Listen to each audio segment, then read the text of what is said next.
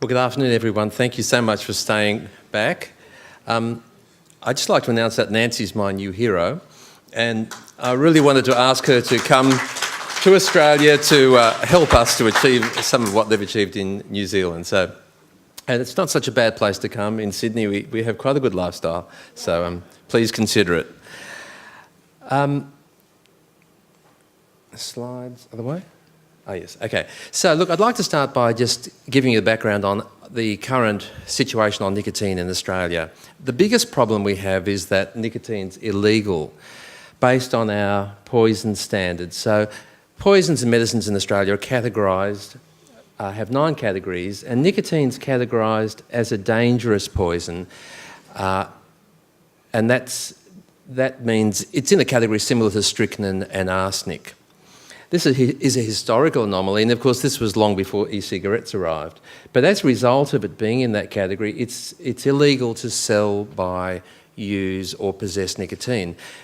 Interestingly, there are actually 2 exceptions to that rule, and they are that it's legal, it's specifically exempted for use in tobacco, so go figure, or in nicotine replacement therapy. So we've got this ridiculous, paradoxical situation. The other area of law regarding e-cigarettes is the state laws, and all states we have seven states, or states and territories, and they all have specific regulations around nicotine products, vaping products, and they regulate them as tobacco products. And they do put restrictions, and increasingly these restrictions are becoming harsher and harsher to the point where one of the states is now introducing internet sale bans. So it's increasingly becoming a problem. The latest research on smoking and vaping rates just was published only this week, and we found from the Australian survey that the current vaping rate in Australians 14 and over is 1.2%, which is a long way below the 5.6% from the UK, the 5% from Europe, which is not surprising.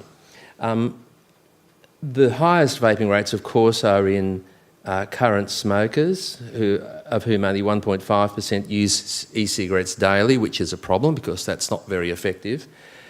1% of ex-smokers use e-cigarettes, and the majority of those are daily, and clearly these are people who have quit smoking and are using e-cigarettes effectively.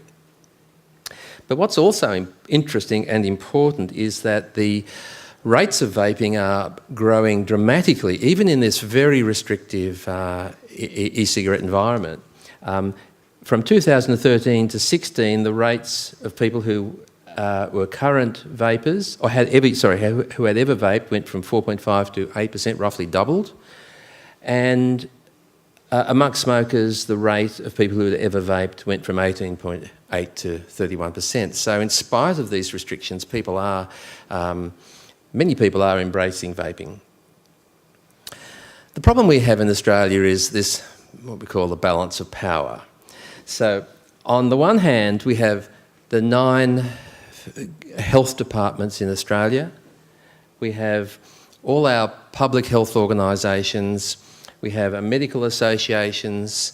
We have our peak health bodies, TGA, National Health and Medical Research Council, basically all opposed to e-cigarettes. On the other hand, we have a small number of researchers, academics and clinicians, policymakers. We have the New Nicotine Alliance. We have some libertarians who are supporting our case. But you can basically see what we're up against. So it's a big challenge, and that's why we need Nancy and we need all the support we can get. Recently, we did apply to the Therapeutic Goods Administration, which is our drugs regulator, this is our FDA, to ask them to exempt nicotine from the poison standard, to say, look, this is not a dangerous poison. In fact, it has relatively minor health effects. And we want this removed for low concentrations, for tobacco, for harm reduction, for vaping specifically for harm reduction. And we acknowledged that appropriate restrictions would be appropriate. And this submission was prepared by the New Nicotine Alliance, and it basically talked about, yes, the low toxicity of nicotine. This is an inappropriate classification. We talked about the public health benefit. the clear benefit to smokers in quitting and the benefit to public health, and the paradox of allowing people the widespread sale of cigarettes while denying people access to the least harmful form of nicotine. There were 54 supporting submissions, 17 opposed. The committee, unfortunately, consists of mostly government representatives who have a very clear view and 4 appointees. We're not really sure what their views were, but as expected, the application was rejected.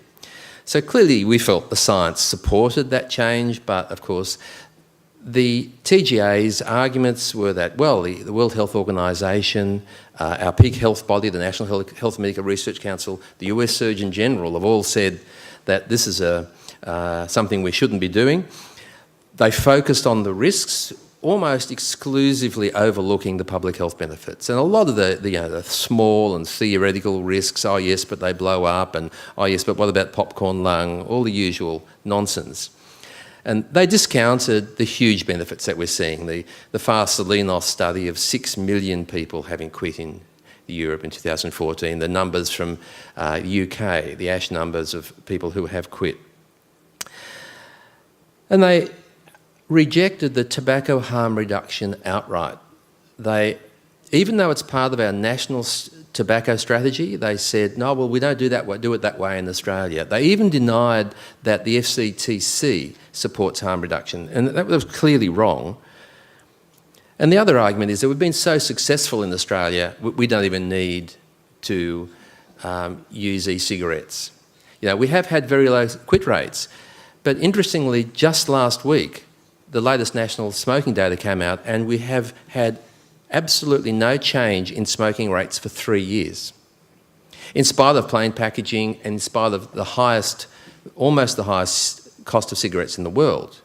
It may just be that there's a small role here for e-cigarettes, and I think that actually gives us, it's bad news, but it gives us, I think, more ammunition for going back and making the case. So we've sort of given up on that option. So now we're looking at Plan B, and this is a legislative change. So we're trying to get the government to introduce a law to just make that change on its own. So we've been meeting with members of parliament, health committees, lots of emails and petitions. Some of you have signed petitions in this room from international and Australian experts. We've been arranging for senators to ask questions in the special question time where they speak to bureaucrats. One of the senators is producing a private member's bill, and if that was passed, that would change the law, but of course it won't be. We have support from many MPs, so we know there's support there. So all this lobbying actually has paid off, and it was announced last week, the Parliamentary Health Committee will be doing an inquiry on e-cigarettes. So they won't have the bureaucracy telling them what to do. They won't have all the health organisations. They're going to look at the evidence themselves, and hopefully, with all the submissions that we can organise, and I'm hoping as many people as possible can make a submission to talk some common sense. But they're very supportive, this particular committee. We've visited nearly all of them. Alex Waylack and I have actually addressed the committee. The chairman is a smoker, has a very strong support for e-cigarettes. One of the members is a doctor who's very supportive. So we're optimistic. But it doesn't end there, because once they make a decision, the politicians still have to then change the law. And it's not so simple. It's not just, oh, the evidence is there. It's how we're going to not lose votes over this, who we're going to get to vote for it. There's a strong anti-vaping lobby that will fight us at every step. And our National Health and Medical Research Council, our peak health body, recently came out with a statement saying it doesn't support the use of e-cigarettes.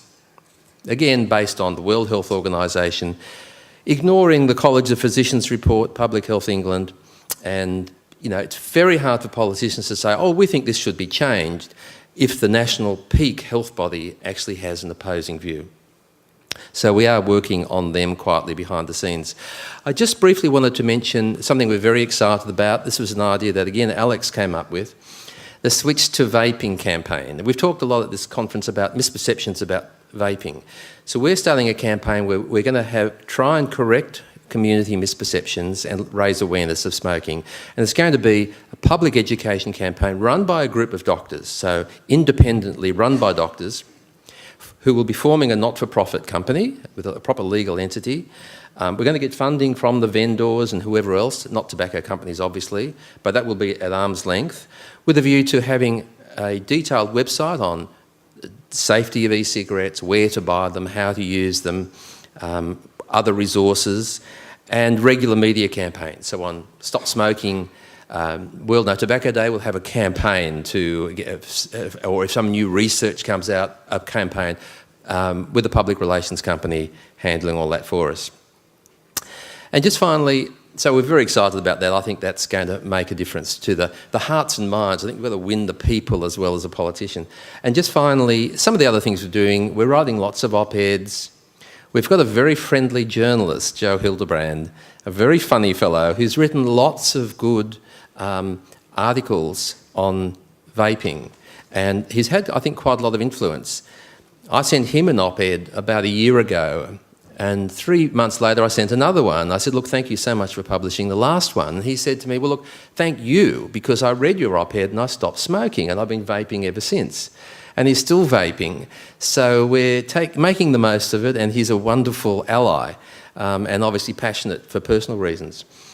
So we're making presentations in conferences, running workshops, we're writing peer-reviewed journal articles, we're liaising with other organisations, libertarian organisations, and we've had a certain amount of media coverage. We had a story on 60 Minutes recently, which is a big event in Australia, the radio interviews, and there is a certain amount of research being done in Australia. So it's a multi-pronged approach, but we have a lot hanging on this parliamentary report. And as I said, if you do have the opportunity to write a few words to this parliamentary report, I'm very happy to provide those details. They're available online, and that would be appreciated. Thank you.